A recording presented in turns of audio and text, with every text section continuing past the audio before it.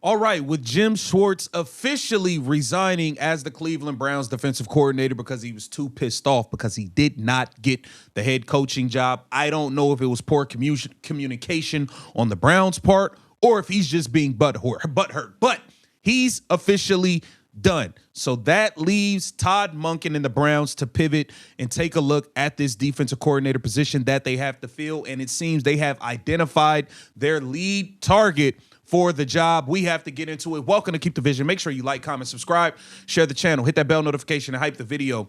Let's get right into things. So let's go to this article here where it says Browns DC opening. Todd Monken has spoken to top 3 candidates and 1 external. So there's one guy who he has met with that he's identified that he's very interested in taking over the job, who's not already in the building. The other 2 candidates are currently already on staff as positional coaches.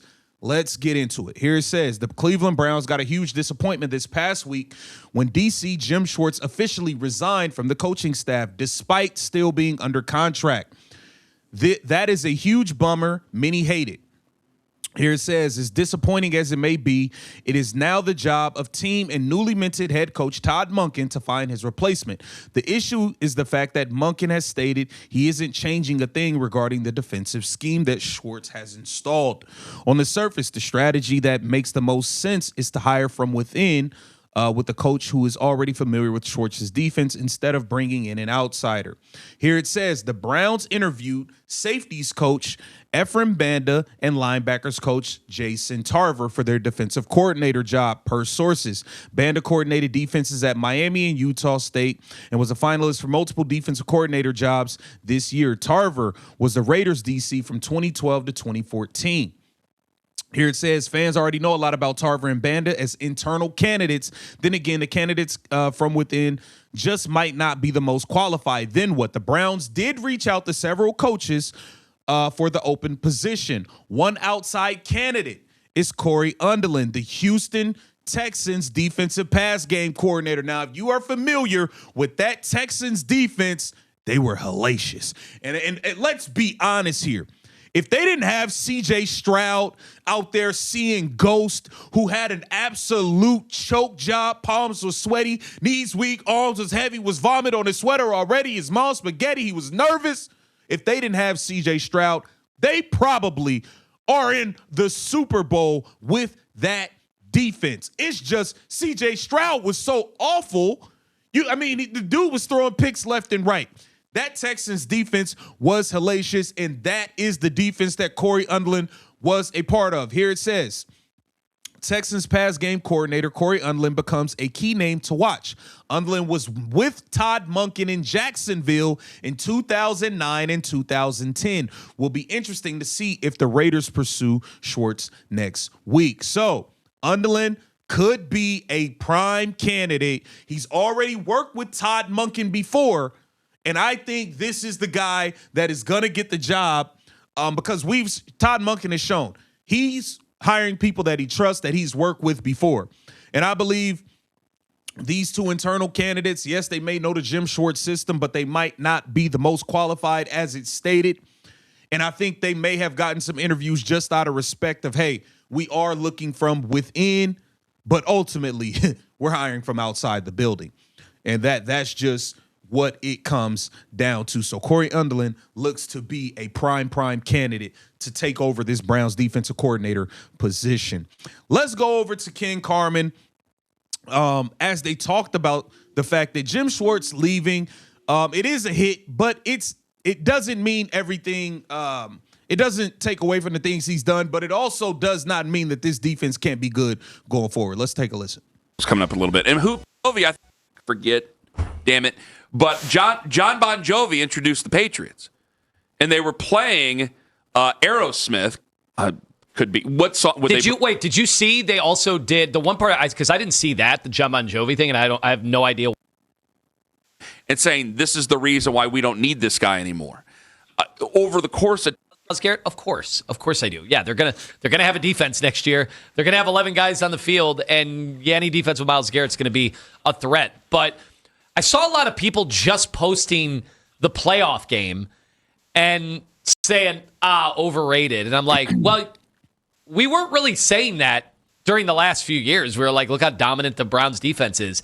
And one of the things we were saying is, look at the advantage of the scheme and guys that you've been able to place in his scheme.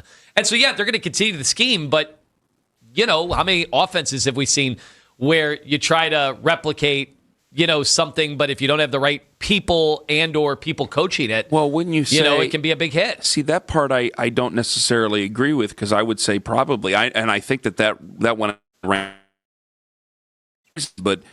And maybe it's still revisionist history. Maybe it's just because of recency bias. But I look at this defense. I think all three defenses that he had were good. I think that this one would probably be a little bit better than what the defense he had in 2023.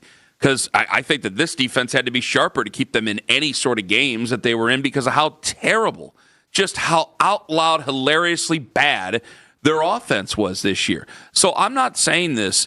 When it comes to Jim Schwartz, I hate it. And this is what we do now in sports.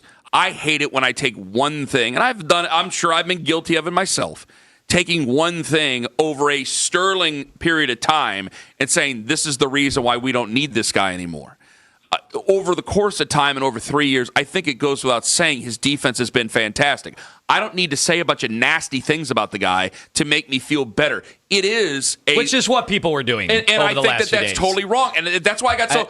I always bring up the Bill Callahan thing with you. That's why I get so sensitive to that. And it's like, guys, you have to be ready to replace these guys, but it doesn't mean what you're losing isn't significant. Jim Schwartz is a significant piece. Bill Callahan obviously was a significant piece, but you have to be ready to move on. My entire issue of it is because of how things went when Todd Monken was first made head coach.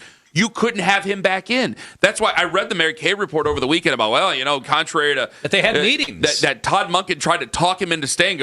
Didn't sound like that on Tuesday that he tried to talk him into staying. Hell, it seemed like it was, you were either with us or against us in so many words. So that part, I just flatly couldn't believe what I was reading there. I guess I'll have to ask her the other thing, on Thursday if it still matters. But yeah, you're losing a significant piece, but you need to replace him with somebody who's going to be able to take this defense and still keep it afloat as one of the better defenses in the NFL. I did laugh, and look, it's what every fan base would do. I mean, the coping that goes on after the fact. And now we're going to act like he wasn't a good defensive coordinator, and because they lost the playoff game, that he was overrated. Yeah. I saw a bunch of people saying, too, that, he just couldn't go up against the better play callers. I'm like, what happened to his dominance against Shanahan teams? Remember that? Remember that was the talk of the NFL? And so now we're going to act like none of that was happening. Yeah, what is he, 9-2 now against Kyle Shanahan or whatever it is? Right. So, we just say things to make ourselves feel better. And again, maybe they can make a hire or elevate from within, and maybe we don't lose a step. I mean, honestly, I can't tell you that the guy's irreplaceable. I just think I think there's a lot of talent on this Browns defense, and I think with you got to get the right guy, but I still think they could have a top 5 defense without Jim Schwartz. It's a lot of talent. I mean, you got Myles Garrett, Carson Schlesinger, Grant Delpit, Denzel Ward. You got a lot of talent there. You took you took a top 5 pick on a D tackle last year, Mason Graham. You got talent there, okay? One of the strengths of the team. But the one thing I absolutely loved is, oh no, Kenny, Eileen Gu. It just went south on the slopes. Oh my God! I hope they don't have to airlift her out of there. Anyway, so the one thing I will say that I thought was absolutely ridiculous that I was hearing from people was, this proved he didn't have the temperament to be the head coach. Like, what are you talking about? She's up and walking. Yes, they cut away. I got kind of scared. I was like, oh my God. But what are you talking about? One thing has nothing to do with the other. Because a guy is salty that he didn't get a job that he actually really wanted, and we finally had a guy that actually wanted to be the head coach of the Browns. There are very few guys, apparently, that want to be the head coach of the Browns in the NFL. He's one of them, and now he's salty he didn't get the job. That means he couldn't be the head coach of the Browns. One thing has zero to do with the other. If you are top 4 defense, which they have been with you, I think they were 3rd, 8th, 10th, somewhere in there, and then 4th this last year over Jim Schwartz's time. If you're still one of those defenses, if you're a top 5 defense 2 out of 3 years, that means if you're taking a step back, okay, you might be in round number 8. I think this defense can still be really good, but I'm interested to know which of these prospects, which of these head coach, defensive coordinator candidates do you think the Browns will select? Get down in the comments, let me know. Just keep the vision. Make sure you like, comment, subscribe, and share the channel.